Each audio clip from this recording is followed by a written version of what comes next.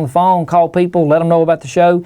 We're live each Thursday night, and tonight we'll follow the sequence of the recovery. Spring is a recovery time for white-tailed deer.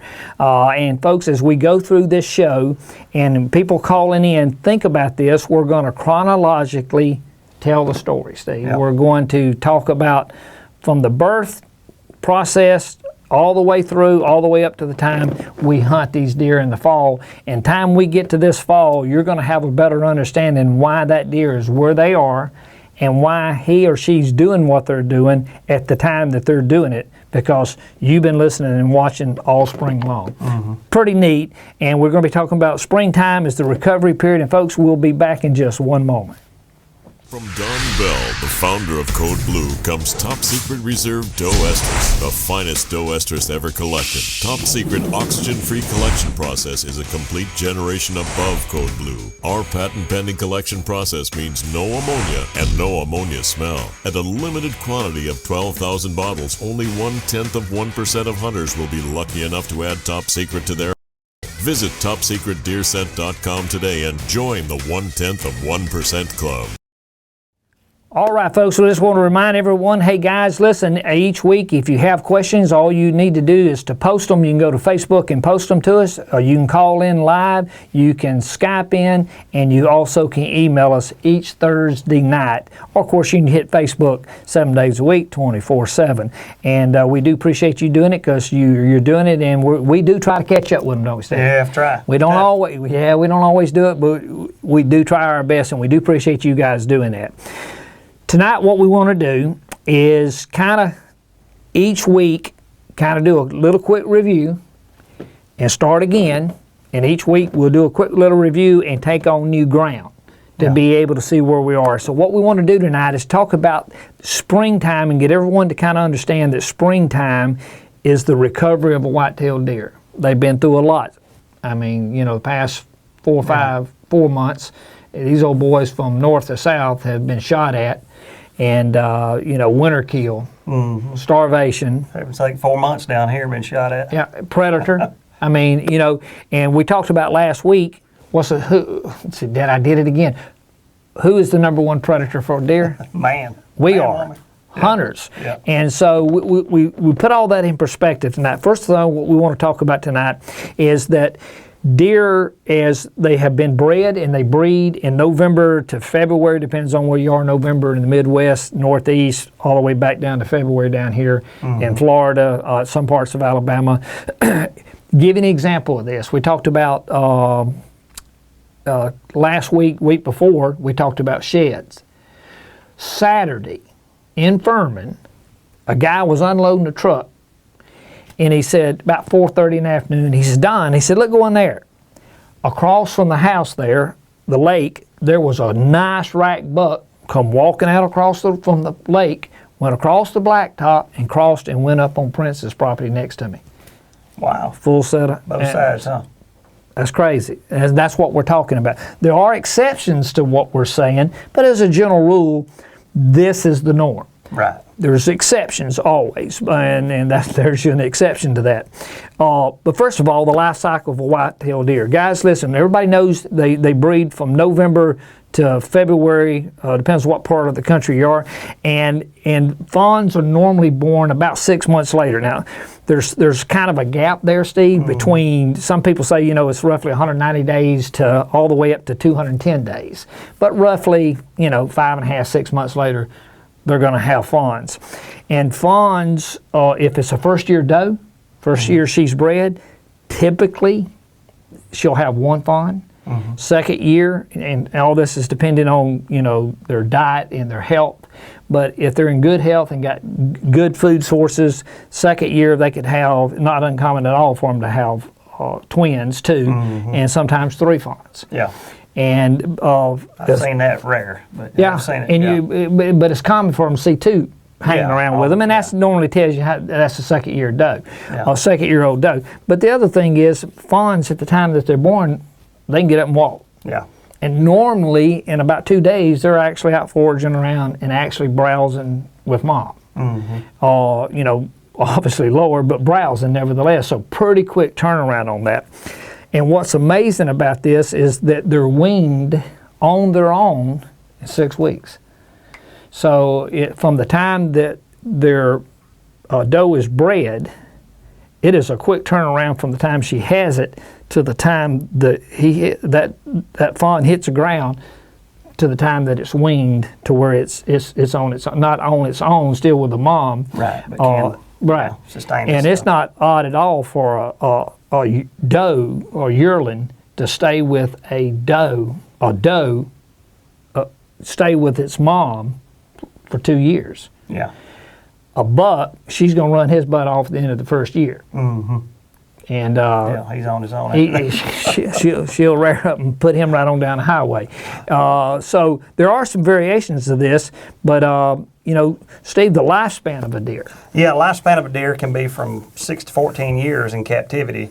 14 years. That's a long time. That's long, yeah. These deer down here, they don't see 14 years. No, but like in a high fence or like our deer that we collect from.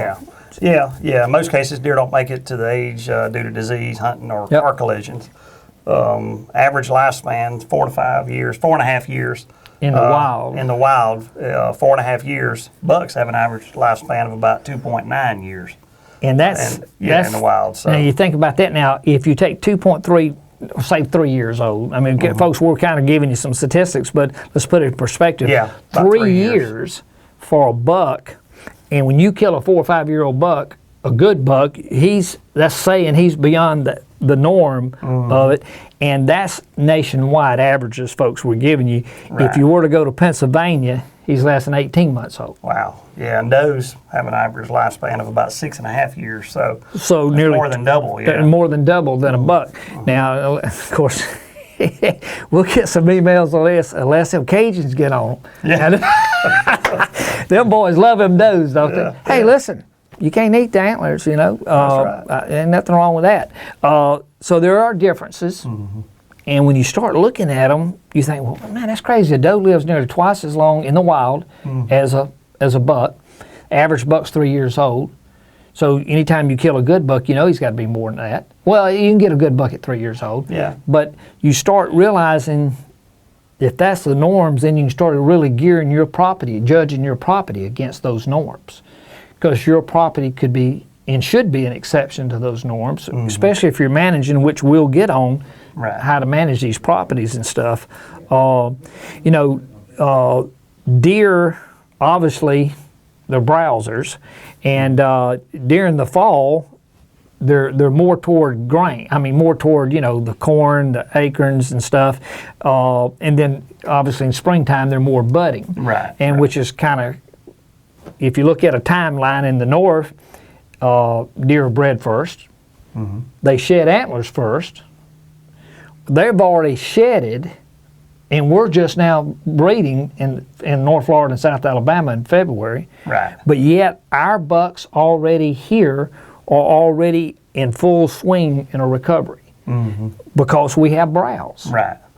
Cutting grass last week. Yeah. They've been cutting it here in Florida for how long? Oh, a few Weeks. Yeah, several weeks. So the browse, so they have access to the nutrition to be able to get back out there quicker. So it's a process of recovery, and it varies from place to place and from region to region. But it's crazy how if you look at it, how one region will lag and then it'll jump ahead of someone else. But that's the way it is. Yeah. And so that's what this show does, is it shows hunters, and I believe we got us a caller on. It shows hunters that it does do that. It's not just this, but sometimes it's that. Yeah. All right, let's see who we got. Yep. Yep, there he is. There he is. All right, you got Don Bell and Steve Burklow. Who we got? This is Noah. How you doing, sir? Doing good. You know? Big Noah, where you from? Florida, Tampa, Florida. Tampa, Florida. Noah, how do you pronounce your last name? Just cut it in half. Schmiedeck. All right. All right. Well, That'd have been exactly the way I would have said it the first time I would have said it. You're not from Florida, are you? Oh yeah, Florida native, born and raised. Are you serious? All right, Big Noah, what kind of question you got tonight? Well, I'm curious why the rut is different in Florida. Like I hunt in North Florida, where generally I see a rut pattern October, September during muzzleloader bow season. Then when I hunt down around Hillsborough, Hernando County, they tend to be patterned in the rut November, December time frame. But then over in the Green Swamp area, come late January, early February of the following year, they're in rut. So, I mean, is there a reason why the state has so many different areas in rut? Well, at different times? Yeah, let me break that answer up in a couple of ways. When you just said Green Swamp area, which part of what region of the state are you talking about? You're talking about? I'd say the middle of the state. If you go over from Hillsborough County towards, say, like you're going over towards Orlando. Okay, I got you. All right, central eastern part then. Yes, sir. Okay. Yes. Well, first of all, we want to always clarify, thus the name of the show, Hunting the Rut Hotline, is that anytime we talk about the rut, we always need to break it down into 3 periods. Pre-rut, peak of the rut, post-rut. Now, your question, and the only reason I just said that is we always want to clarify to our listeners and to clarify to our callers that what you're asking is, and I'm assuming what you're asking is the peak of the rut. Is that what you're saying, when a buck's chasing a doe? Yep. Okay. Now, having said that, and I figured that's what you were saying, but we always want to clarify because it is distinctly 3 different periods. Now, even though you're in Tampa, and if you take, Noah, the peak of the rut is like a sliding board at Disney World. You start on it in the high part in the north, and you start sliding down to the south. The further north you go, it is very pronounced. The peak of the rut, it is very, very pronounced. Historically, it is the end of the second week in November, historically, almost anywhere in the Midwest. Yeah. That means from the 7th to the 14th, you need to be, either one of the first 2 weeks in November, you need to be where you're going to be in the Midwest to kill a big buck, because the peak of the rut, or the peak of the rut means, Noah, that's when the majority of the does are standing to be bred. Does that make sense? The word estrus means an animal will stand versus her running. Have you ever seen a buck chase a doe? Yeah, that's what I assumed is right. Rut when they're running does. Right.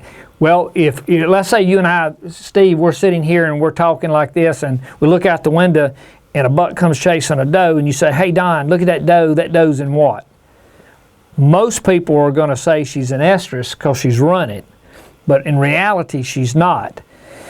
The word estrus means an animal will stand and not run. The reason she's running out there across the front of the yard is because she's coming into estrus and she don't want to be fooled with, thus she's running and the buck's following her. He knows she's coming in. That's the reason he's running her. The reason she's running from him is because she's not in and she don't want to be fooled with. Now, the peak of the rut is when the majority of the does are standing to be bred. And what's crazy about that, in the what counties did we hunt in Pennsylvania? Hancock, I believe, in Illinois. Illinois, Hancock, and there was another one, Johnson. Yeah. 2 counties right there together where we hunted this past November up in Illinois. But historically, even on those 2 counties, there's a variation. Does are running over there, and over here they're not. So there is a time in which where you hunt, Noah, that the majority of the does are in. That may not be the case the county over. It may not be 5-10 miles down the road from you. But there is a time in which, on the piece of property you hunt, that the majority of those are standing versus running. What we mostly talk about as hunters is the does we see running. Now, having said that, in the north, it's very pronounced. It happens, and it's over with. Specifically to your point, the further south you come, it's more like a ebb and flow. And that's the reason why you see what you see in Florida. We have it to some extent in Alabama. North Florida, South Georgia has the same problem at times. You'll see it happening and it'll vary off.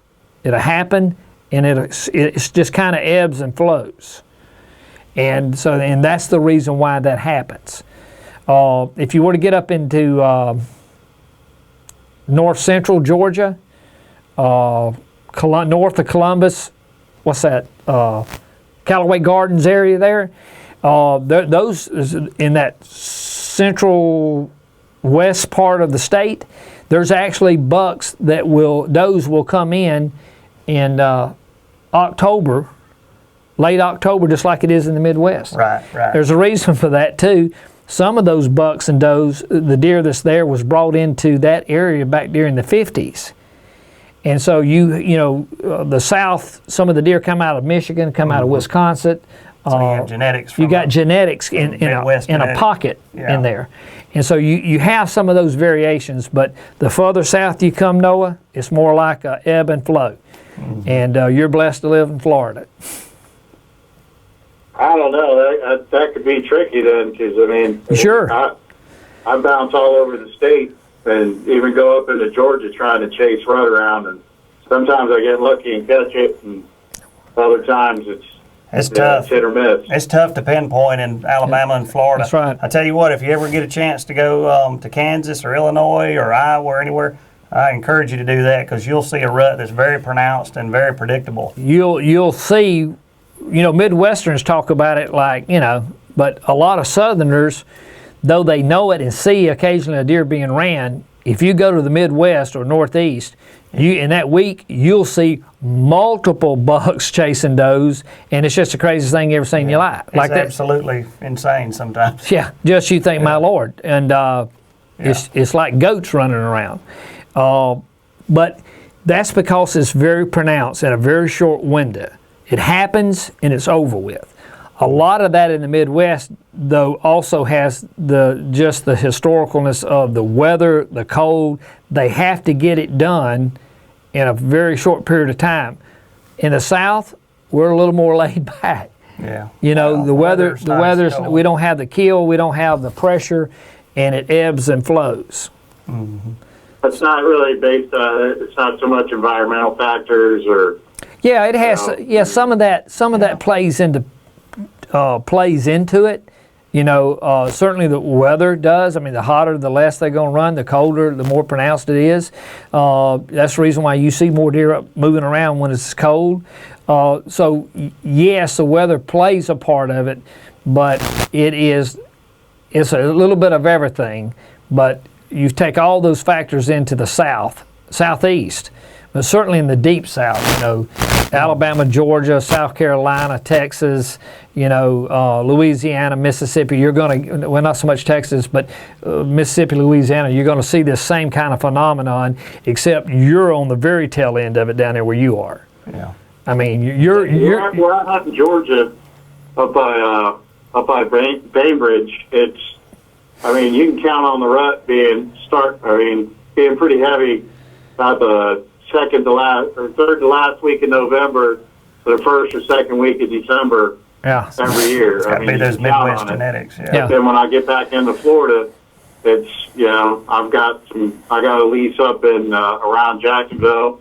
Like I said, that's September time frame. And then you're saying south, and it's crazy in Florida. No, you're saying in Jacksonville that you got does in estrus in September, October? In the September, October, where my lease is at, during muzzleloader, 2 years back, I killed a buck running. I had two bucks running a doe back and forth, and I got the second one as it came back by. And, and then early October, when bow season starts, I still see the same type of activity. I got, not so much the bigger bucks, but I got younger bucks running those back and forth. Now I was fixing to ask you what size buck you're seeing doing that. It's not uncommon. In fact, we talked about it in the opening segment. I don't know if you saw it. A doe has, a doe will stay with its mom for, a couple years. The first year, a buck, she's going to run his butt off. And so a buck's out there, and especially the lesser bucks will agitate and run. And were they showing the posture of as though they were running as though she was an estrus, or they were just running her? Kind of run, stop, kind of run, stop. Or did they have her lined out? That one year when I shot the trail buck, they were chasing her. I mean, tails up, pushing her. Huh. That's I thought I got that in my head after that happened, that area was, good for October, and last week of September, opening weeks of October. Probably an exception. Was the rut for that area. And I talked to some of the old timers in that area, and they pretty much agreed. Now, then I come 3-hour drive south back to Hillsborough, Hernando County. It's a completely different time frame.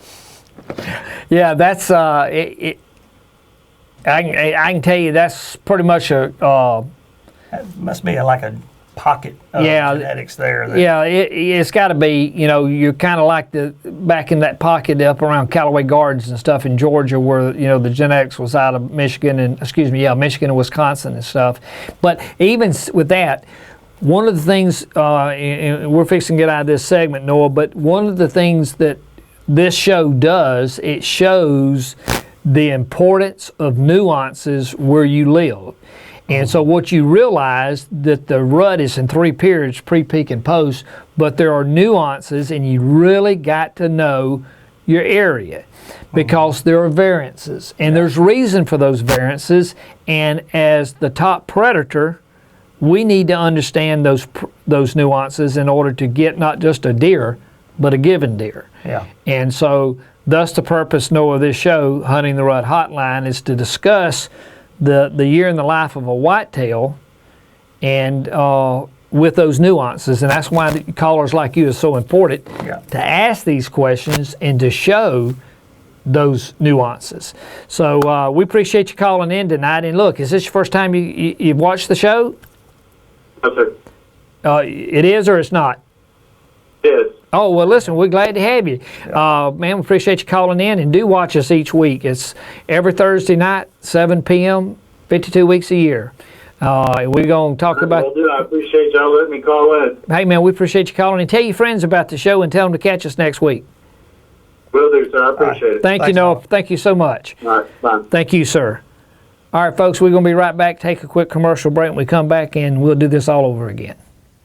You've worked hard all summer to get everything just right. Don't leave the rest of it to chance. Use the finest deer urine ever collected, and the only one in the market that is oxygen-free. From collection to bottle.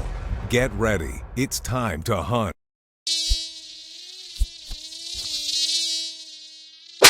Repel and kill the bugs that bug you most with the all-natural 100% deep-free BioShield.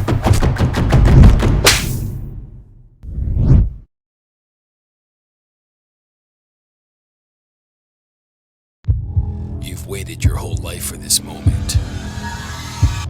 Don't spoil your opportunity because of poor preparation. Keep your optics clean and fog-free for a clear shot every time. Fog Zero.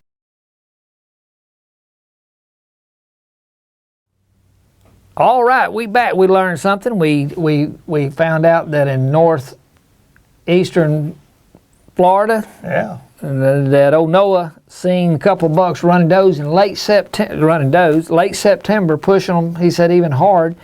Those are nuances, but hey, there you are, folks. There you are. I believe we got a new caller on the line. Yes, we do. All righty, you got Don Bell and Steve Burklow. Who we got? Travis. Big Travis. Where you from, Travis? I'm from Michigan. There you are, Michigan. What part of Michigan you from? On the western side, over by the lake. You over by God, what is it up there? Travis. What is it? Travis. I can't even think of the name. That's the thing. Oh, Traverse City. Traverse City, yeah. You up around Traverse? A few miles from there. Okay, pretty part of the world up there. Well, listen, we're glad to have you call in tonight. We were just talking about Michigan a few minutes ago, back during the 50s and 60s. Some of the Michigan deer and the Wisconsin string deer were brought down into central western part of Georgia, down around Callaway Gardens and stuff. Some kind of got over into Alabama a little bit. But so we were talking about you just a few minutes ago. Years ought to be burning. What kind of question you got? Yeah, I was wondering, how far should I hunt from a bedding area? How far? Are you bow hunting or gun? I'd be bow hunting. What do you think? Bow hunting from a bedding area? Well, I like to get, I love to get close as I can to it without getting too much scent near, you know what I'm saying? I like to get right up on it, especially in the transition between a bedding area and, of course, where they're going to go to feed, where they like to feed. I like to try to get into that zone right in between it. I don't think it hurts to get close. I mean, look, if you notice Steve Travis prefaced that with killing his odor and stuff, and you know most hunters understand to do that. That's real important, and we know somebody that introduced a new product to do that, called scent defense. But Travis, what you got is, if you're killing that human odor, you might as well get on up in there as close to where you think you can get the shot. Now, one of the things, or obviously you're trying to shoot bucks, right? Oh, yeah. Okay, so I mean, well, the reason I say that, sometimes people just want to kill a deer, because the general rule in a bedding area is that once a doe is different than a buck. Once a doe, research shows, Steve, that once a doe stands up from bedding, so she bedded down, she stands up, she's going to stay in that area there for about 30, 40 minutes, 45 minutes there, and she will browse right in where she's at. But within that first 30 minutes of standing, research shows that she will do a rub urination, and she'll rub urinate when she gets up. Primarily a buck does that in the fall, but a doe does it within the first 30, 45 minutes for the time she gets up from the bedding area. And it's sort of, now we're sitting here in North Florida, you up there in Michigan, and obviously we have a southern lady sitting here, and I assure you, if she goes out to Walmart, she gonna dial up to go to Walmart. So it's like putting an identity on. Yeah. Deer do that, and so when she comes in contact with another deer, she will rub urinate, especially a doe, she'll rub urinate again, and this is 365 days a year to show status. A buck primarily does it in the fall. Having said that, back to Steve's point, I try to get as close as I can, like Steve is saying, but without getting right up on top of it. Get on the edge as close as you feel comfortable to allow her that freedom to get up and move around. Because if you spook her, guess who else you're going to spook? Oh, yeah. Now, having said that, bucks are in bachelor groups today in Michigan. They're in bachelor groups today in Florida and Alabama, as they are all over the country. Bucks spend more time with bucks than they do with does. And so you want to get as close as you can in that transition. I'm not scared to do that if you kill your human odor. And do you use any kind of scent? Do you grunt? I'll use doe urine or, and some scent blocker usually. Didn't use much for grunt calls this year, but all that's going to do is put if early bow season, you can use like a doe bleat, or a fawn bleat, and all you're doing with a fawn is telling any doe, if you hit a fawn bleat, any doe's going to come to it. And it's just like a child in the mall. You let a child cry out, every woman in that mall ears are going to perk up and try to go to that child. So it's an instinctive thing to do. But to the short point of it is, I'm not scared at all to get as close as possible to it. Right. Are you hunting the same property year after year? Oh, yeah. Matter of fact, I have my wife and my daughter out there. It'll be their first year out there hunting this year. So, so you know the area I was wanting to put them in. So you know your property, and where the bedding areas are. As a general rule, this is where they are. I like to be about 20 to 25 yards from the edge of where you think the bedding area starts. That way, because a lot of times they love to put scrapes down that line, Yep. like on the outer edge of transition is. That way, I got setting up for a good 15 to 20 yard shot in between there and the bedding area. It works out really good a lot of times. So, especially covering with a bow. Well, notice what Steve just said was the transition. Even if you got timber, if you're in a standing timber or hardwoods up there where you are, there's still a transition break in those woods if you look at it of lower timber in it, smaller timber in the bigger timber to where there's a break in it. But man, you get a clear cut, a feel, all that, and there's a movement out there that you can actually, people cut the tree down, and what they'll do is they'll cut half the tree down, and let's see here, Travis. It really depends. Some people say 4 inches, and some of them go all the way up to 10 inches. But if you just take a couple inch, 2 inch tree, just some kind of up there where you are, hemlock, something that the deer will browse on, you cut it half in two and let it fall over. It's called hinge cutting, and you let it break over. And what it does this time of year is you break that over, you're literally creating cover. So just like to Steve's point, if you got a field and you got woods coming to it, and you can see off of that field in the woods away, so you go, whatever you feel comfortable inside the woods, and you go along through there, and you just start hinge cutting. You cut half of the tree in two, it falls over, and it stays alive. Mm-hmm. But yet it keeps cover close to the ground, and they'll tend to feel safe and browse and they'll bed closer to the field. Mm-hmm. And so all you're doing is building an apartment closer to the mall. and it may be more pronounced down here, talking about the bedding area, because yes. It's so, like down here, a lot of time you'll have a big stand of planted pines that are a certain age that really hold, and if you got a break of hardwoods right up to it, that's my favorite place to be. And down here, what Steve is saying is up there where you are, you don't have those clean breaks like we do down here, because you could go from a hardwood bottom to a piney, and it crawl through. It's just a wall, like a sheetrock wall difference between the pine thicket and the hardwood open bottom. hardwoods where you can get a shot. But yeah, have you ever done any kind of hinge cutting like there along through your woods there? Not really. When we go out and cut firewood out there, we'll pile the brush up in certain areas and kind of give it more of a a safe feel for the deer. That's right. Well, think about it. I don't know if you're in and around logging much, but the best old Ben Lee, everybody remember Ben. We were doing a seminar one time. Somebody asked Ben what was the best deer call. He said a Husqvarna chainsaw, and it's true. You crank a chainsaw up in the woods where they're logging, and you leave. If you were to set a camera up on that logging site and you leave, you watch a deer come to it. And the reason for it is you're cutting that fresh browse down, and they're eating that fresh browse that you topped out. Mm-hmm. And so they've learned to associate that sound to browse. Yeah. And so it's just an association.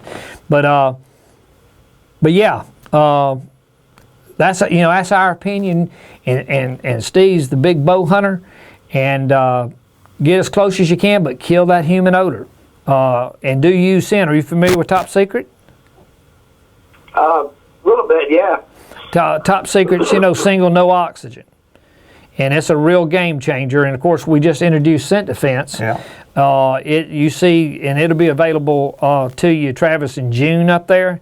You'll be able to get it, at Gander Mountain. You'll be able to get it at Cabela's. You'll be able to get it at Dick's. Jay's up there. Jay's is up there. Jay's will have it.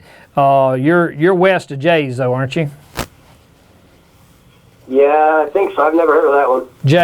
Jay's Sporting Goods in Michigan. They're up in doggone. Jay's, they got 2 stores. You been up in Michigan long?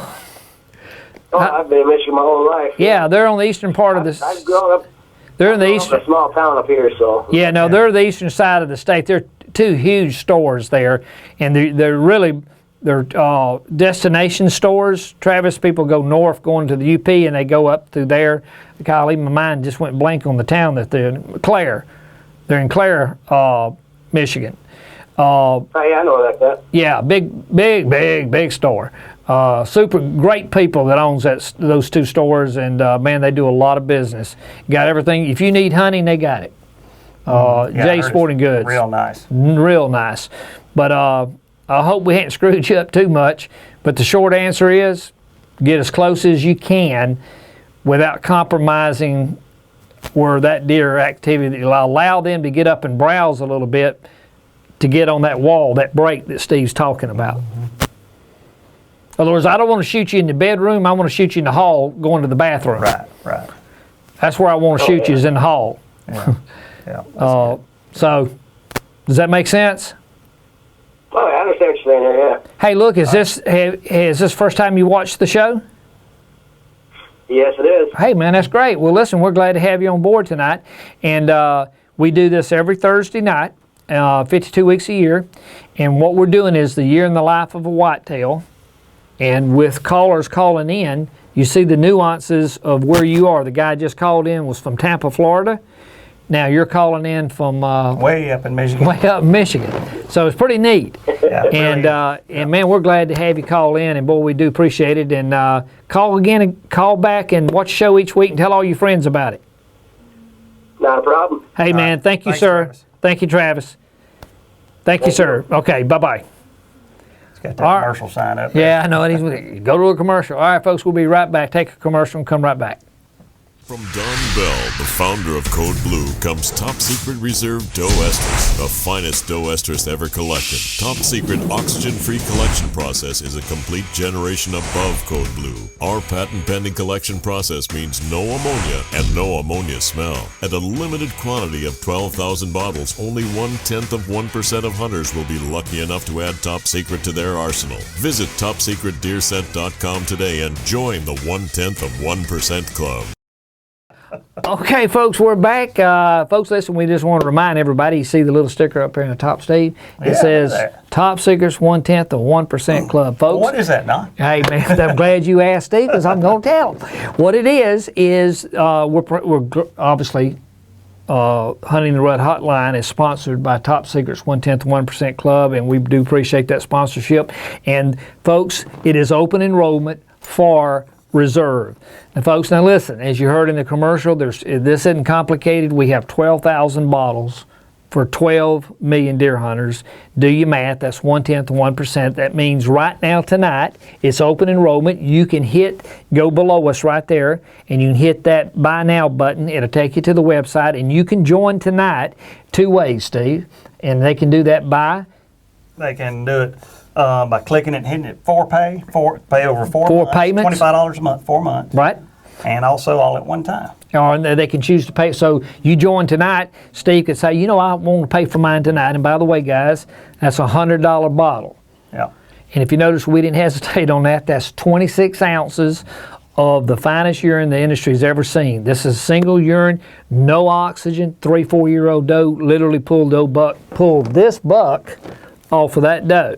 So this is in-process urine. So you can get your bottle now for this coming fall by going to the website. You can hit it, pay for it one time, and say, Steve, Don, ship it to me in November because I'm going to Illinois. Or you can hit that button for pay. It'll pay for it over 4 payments, over 4 months. You still pick your month and the date you want us to ship it, and we'll ship that bad boy to you this fall. Once they become a club member, and by the way, you can be a club member by buying estrus or buck. There's only 12,000 buck, but there's only about 1,100 of the buck, of the 12,000 of the estrus, about 1,100 of the buck. This will be the first to go. So if you want buck urine, this is the first one to go. Once you become a club member, and I get this bottle, Steve, nobody can take it away from me because I'm a club member. It's like buying season tickets at the University of Michigan. Old Travis that just called in. And once Travis gets it, nobody can take it away from him so long as he renews his bottle every year. Yeah. And but if he ever bypasses that, then he's going to get to watch Michigan State play Ohio State on TV rather than the 50-yard line. So, folks, hey, seriously, get your bottle. It's open enrollment, first come, first serve. You can join tonight with all the perks, and one of those perks is you get to be new product development plus be guests on the show with us. Yeah. We're going to start a new segment called the Conference Line, and we'll actually have club members that'll get to participate in that process. So, folks, hey, join the club tonight, hit that button, and secure your bottle for 2015. I believe we got another caller on the phone. Big T? Well, we do, don't we? He was looking at me. I couldn't see what he was doing in there. All right, you got Don Bell and Steve Burklow. Who we got? Hey, this is Justin. Big Justin, how you doing? Good. How you guys doing? Doing good. All right. Justin, remind me again where you're from. Central Illinois. Central Illinois. Justin, hadn't you called in? You've called in before. No, I haven't. Okay. First time. Another Justin. Well, looky here now. Central Illinois. What county you in? Yeah, we might need your address. Yeah. You know, we're brothers and stuff. We want to keep that disclosed. You know, all the good secrets we got. I'll tell you what. Well, I got news for you, dog. It ain't much of a secret. Middle of Morgan County is where we're at. I hear you. Morgan, how close is that to Hancock or Pike? Dude, it's about an hour. You're north of it? Yep, north of it. All right. Yeah. Mighty fine. Well, listen, you're in a good part of the world. Of course, you didn't need to call in for me to tell you that, did you? No, sir. Well, look, Good. we're glad to have you as a caller. And what kind of question you got for us tonight? Well, I got a little story. They told me to go ahead and tell my story. I'll try to keep it short. I'm about as long-winded as a hurricane, so. All right. No problem, man. Well, about 2 or 3 years ago, we were checking trail cameras. We got a small parcel of ground. It's home family ground. We got other parcels, but this one's real special to us. It's been in the family for about 4 generations, and we had this buck start showing up real late night. 1 o'clock, 2 o'clock. He's about 2.5 years old, and he was already at about 150 class deer. Just beautiful tall tines. Just a straight 10-pointer, nothing real special about him, just real stout buck. And every year, I get my hopes up and I never see him, but every end of the year, last couple of years, we caught him on trail camera after the season's over, which, makes me sleep a little easier at night knowing that he's still out and about. Yeah, another year. Had a good enough hiding spot. We got another year at him. Well, he will just not come out at night, and just about as much as everybody else that calls in here, we're all avid hunters, and I'm sure we all got tricks up our sleeves, but, always looking for tips and pointers to get ahead of him and, get one up on him, maybe see him during the day. He's got to be, 5, pushing 6 now, and, I bet you he gets a drop this year and gets pushing 200 inches, so we're pretty excited to hopefully catch him on the farm again in Velvet, so. Yeah, that's, I don't know did you catch the first part of the show? One of the things, the average life expectancy of a buck in the wild nationwide is about 3 years. That's a doe's a little better than double. Yeah. And notice what you just said about that buck. He's probably a 4.5, 5-year-old deer. And that's, where you are because of the pressure and stuff or the lack of pressure, you can do that. That old boy he can live on out there. He doesn't have all those. Not like down here. Yeah, he don't have all those concerns because you're kind of taking him under your wing and providing for him. And they, like us, they get big and fat. So, but having said that, your question is, he's at night. You're seeing him on cameras at night. Nocturnal. Right. If he's nocturnal, there's a reason he's done that. He's older, he's more mature, pressure. He's old enough, and pressure tells him to move at night. You don't get old by being dumb. And so, having said that, you can't spotlight him. Well, you can, but that's illegal. So what you do is you see where he is, but you can't get him during the daytime. Are you seeing that activity just in camera, or are you seeing it at scrapes, and especially scrapes? In other words, especially scrapes and rubs. I mean, he's real active in our part of the woods. Like I said, that's our home farm, and it's a smaller parcel. And we provide and food plots and stuff for him, and try to keep the camera, traffic down. We only check them about once every 3 or 4 weeks, and really try to unpressure them deer, because obviously there's people that live there, and my family lives there, and it's hard to, but it's always producing. But we cannot. I haven't seen them during the day. I think Dad seen them, maybe a couple weeks in November. There, he's seen them once or twice, 2 or 3 miles away from the farm, and but you can't catch him on camera, and he's obviously a smart buck. And just looking for some tips and pointers, maybe a special way to, maybe should I move my stands around, or something that I haven't tried. Well, let me tell you this: are you bow hunting or gun, or both? Bow hunt. Okay, bow hunting. But okay. With both. Right? Well, a couple things. One is you don't have to be too, and I know this is going to kind of sound dumb,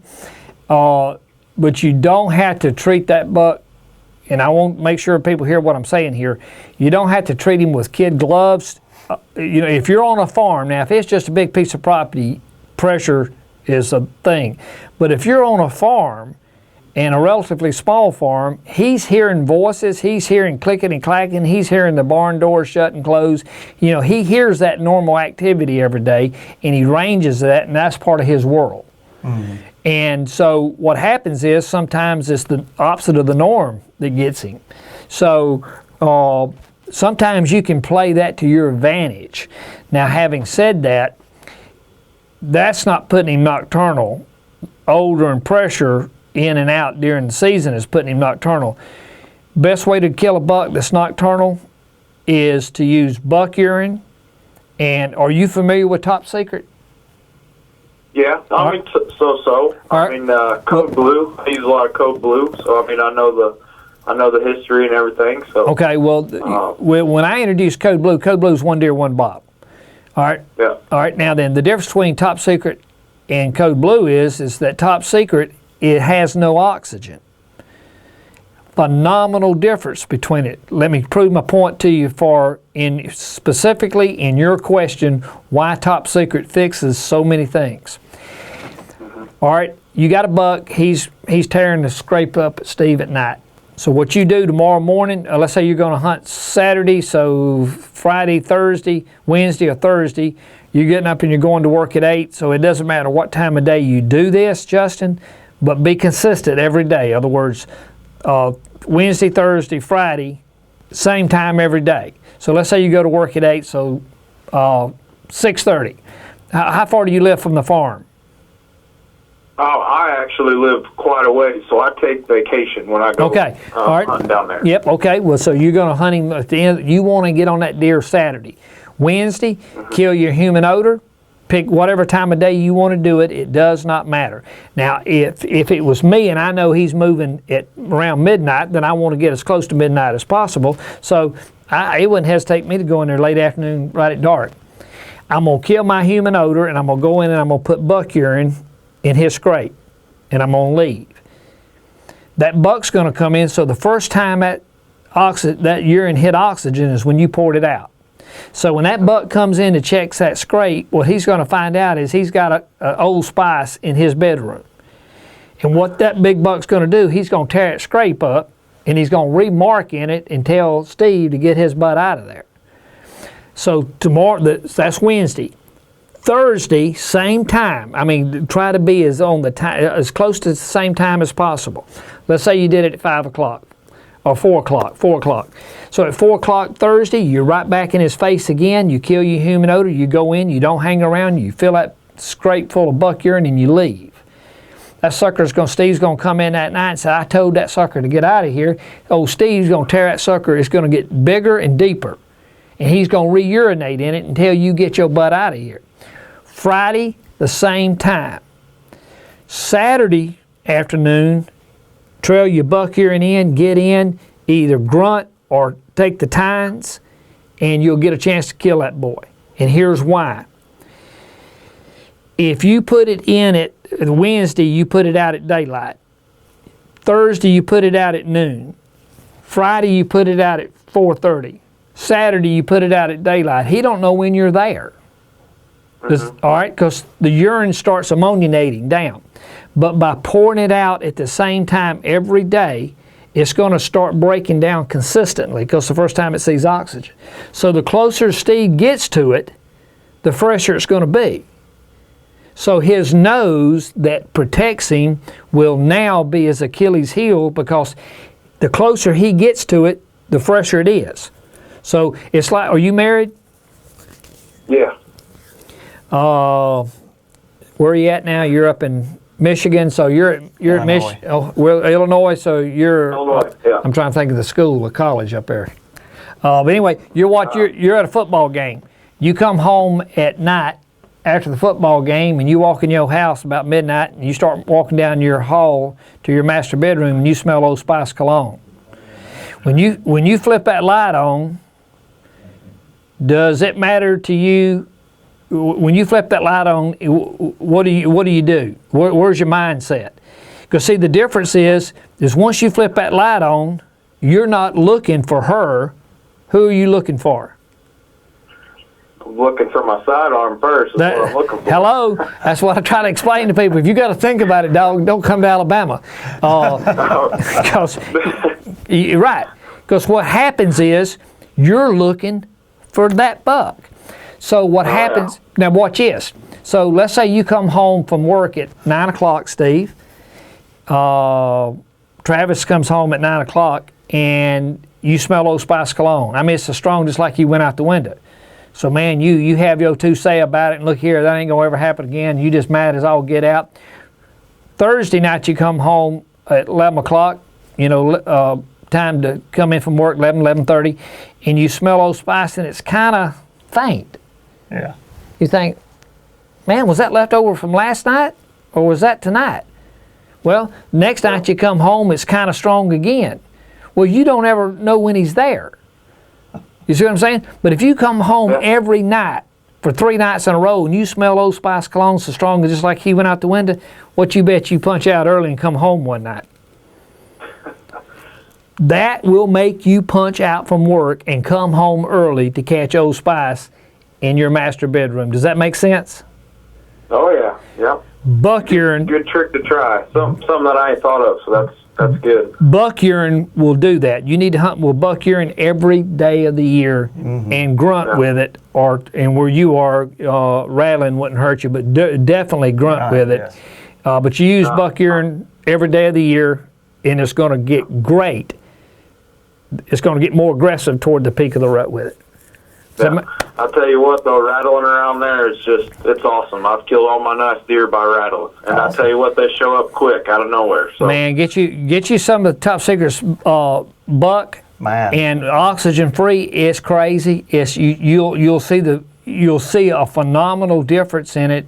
And the difference is it's a simple process. I say a simple process. It's a simple concept. It has no oxygen.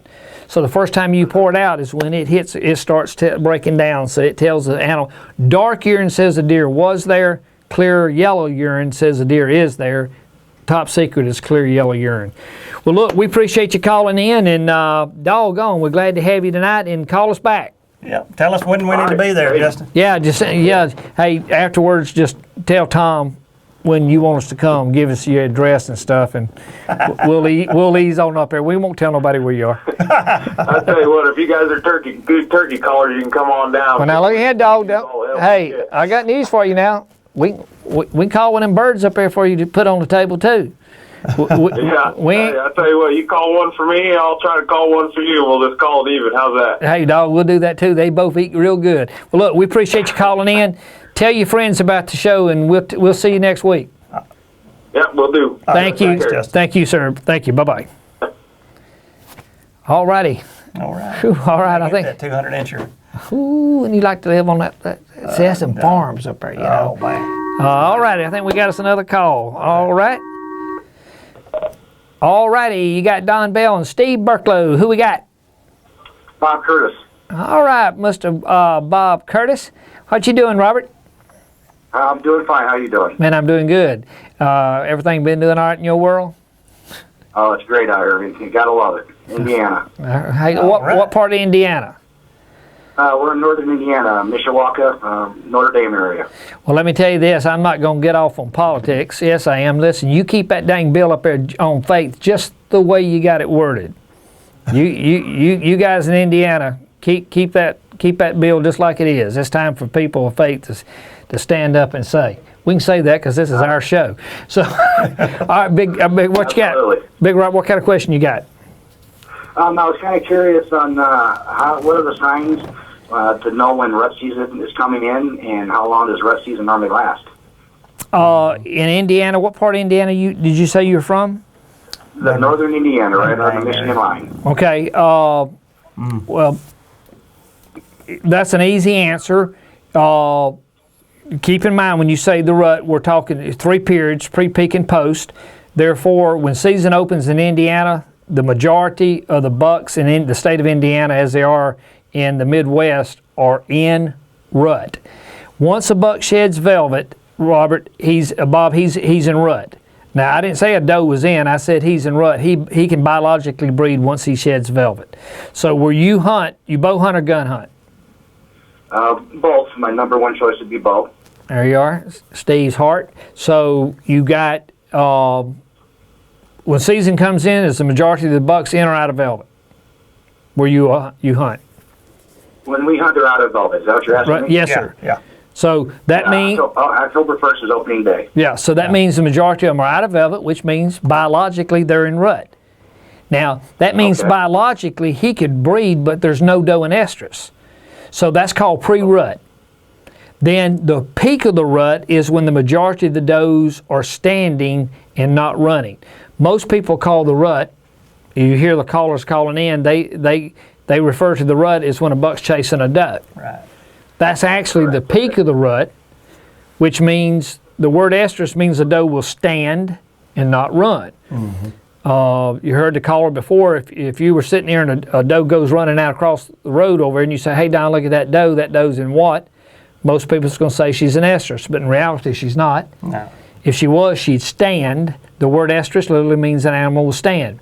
The peak of the rut, Robert, means when the majority of the does are standing where you hunt. Historically, that's the first, second week in November. And if you just had to put a gun to our head, we'd take it the 7th through the 10th, 7th through the 15th. That's right. That's right. So, and it's very pronounced there. Very, very pronounced where you are. In the Midwest right there, especially, Illinois, Indiana, Minnesota, Wisconsin, Kansas, all that, man, very pronounced. You got about a 10-day window. It happens and it's over with. It's quick. Then you have a post-rut. So you have pre, peak, post. The post is sort of like a winding down. The rut is like a mountain. It starts at the bottom, pre-rut. It climaxes at the top of the mountain, peak of the rut, and then it starts sliding back down the other side of the mountain in post-rut. Okay? So, but yeah, that's not hard. And once you understand what we just said, it'll make a big difference in how you hunt them, because most people, do you use deer scent? Yes, I do. And that was one of my questions I was going to ask you. Yep. The number one scent sold in America is estrus. You know why? Yes. Because most people think the rut is when a buck's chasing a doe. 2/3 of all deer scent in America is sold in a 4-week window. And the reason for that is they buy it during when they think the peak of the rut is. In reality, they're missing 2/3 of the hunting season. Did I spit on you? Sorry about that. So when would you use the estrus scent?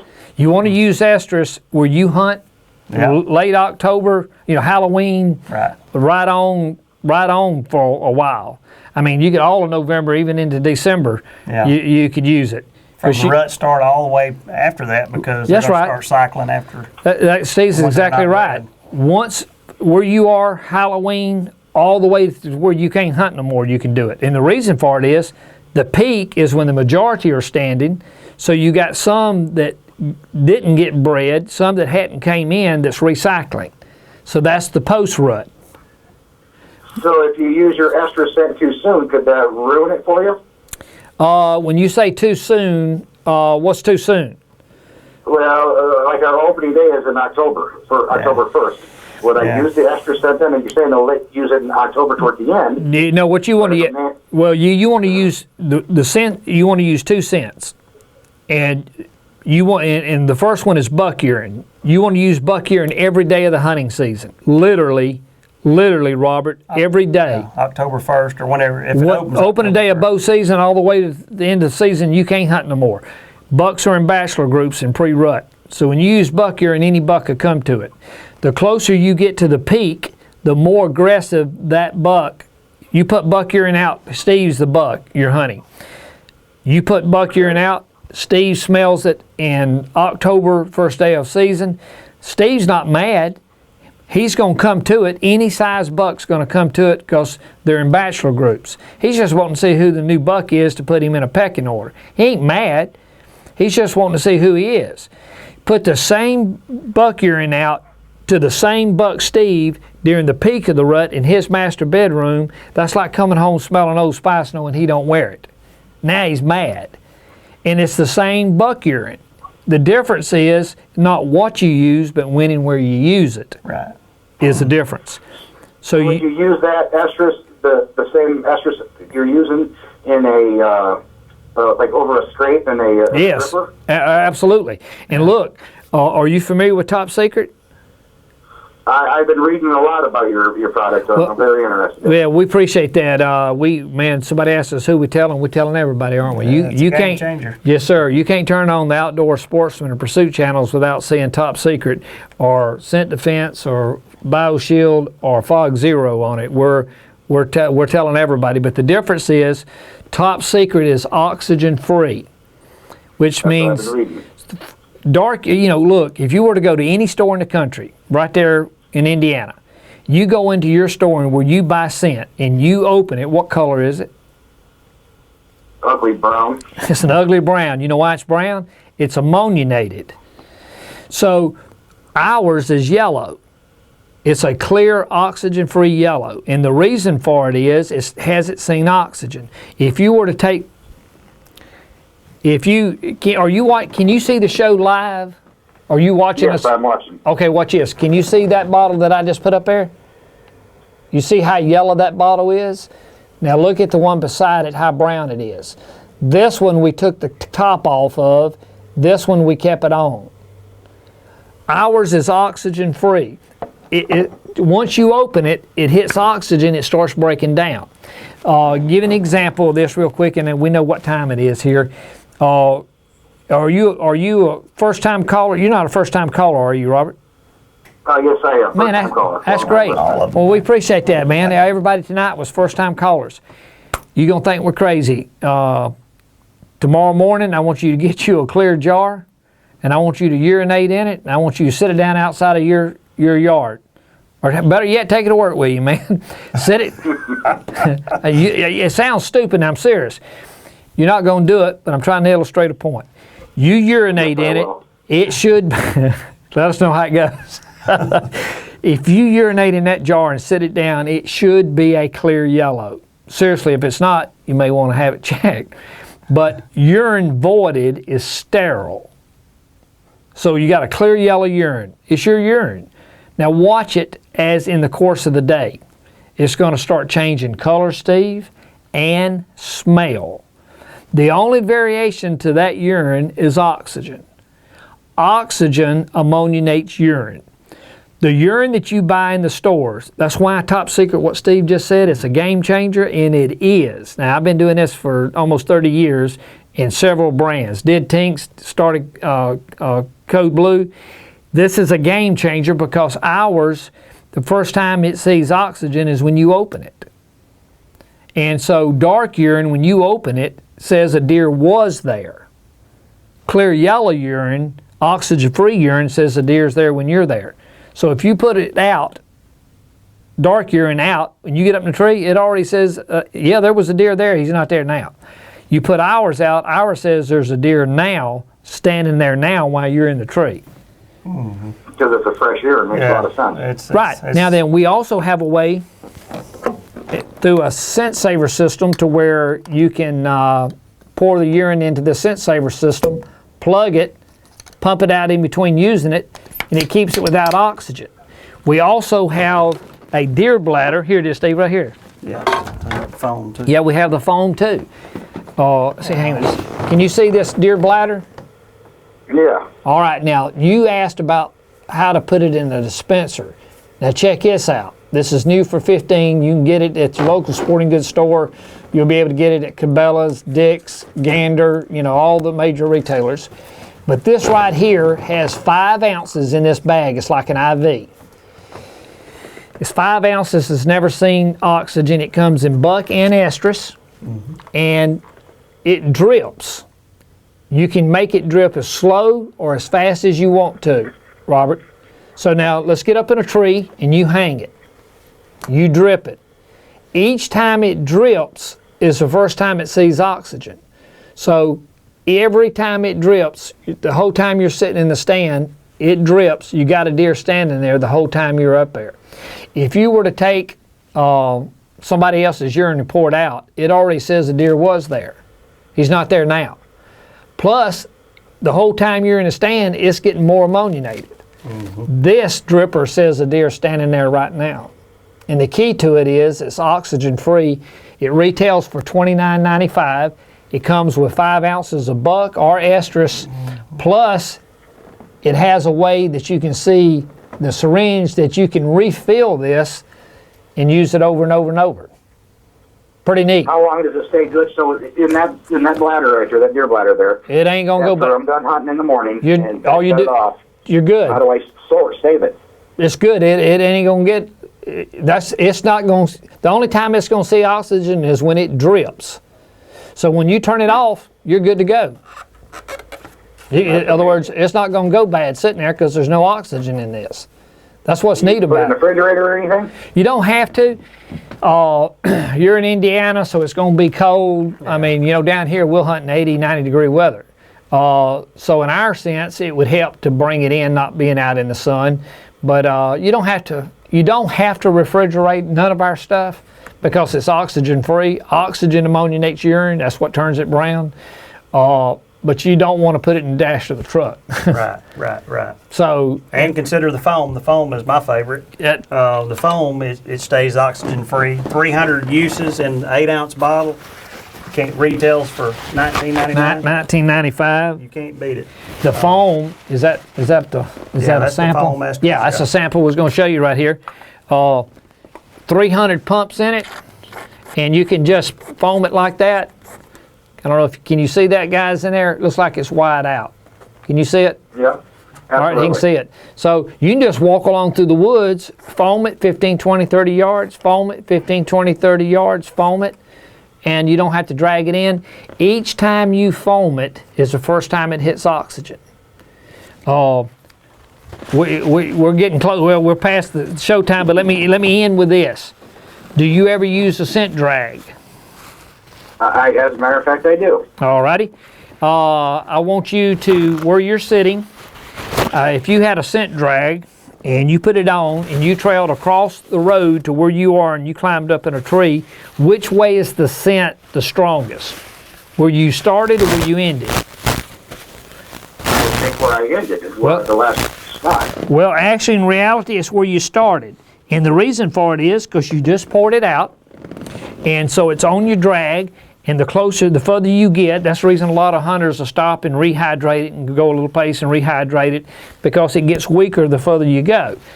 Well, that makes sense, yeah. But now having said that, that means that if you're across the street and you're up in a tree and I'm a buck, I come walking down your road and I hit your scent trail, I'm going to turn and come to your truck and drink your coffee while you're freezing your butt off across the road up in the tree.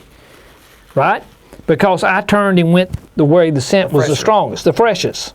Now watch this. With the foam, oxygen free, we changed that. Because with this, each time you pump it is the first time it sees oxygen. Got 300 pumps in it, Robert. So in my theory, it'd be right with your product because where I stop close to my stand, it's still like brand new. Right. That's exactly right. Yep. So exactly. You start here, you start in your chair where you are and you foam it. You start walking across the street 15, 20 yards, you just foam it again. Foam it again, foam it again. So each time you foam it, the first one, the second one is fresher than the first one. The third one's fresher than the second one. So now I'm that buck walking down the street. I hit it. I'm going to turn and go to your tree stand instead of go to the truck and drink your coffee. And only Top Secret does that because it's oxygen free. It is a game changer. It's neat as all get out. And you can get it. And hey, look. You can check out our club too. We have the 1/10 of 1% club. You can go to the website and check it all out. And you can find Top Secret at your favorite sporting goods store nationwide. And you'll see, again, you're out of Curtis, where are you out Indiana. of? Indiana. Indiana, that's right. All your major chains have it. So, and of course, you can go to topsecretdeerscent.com.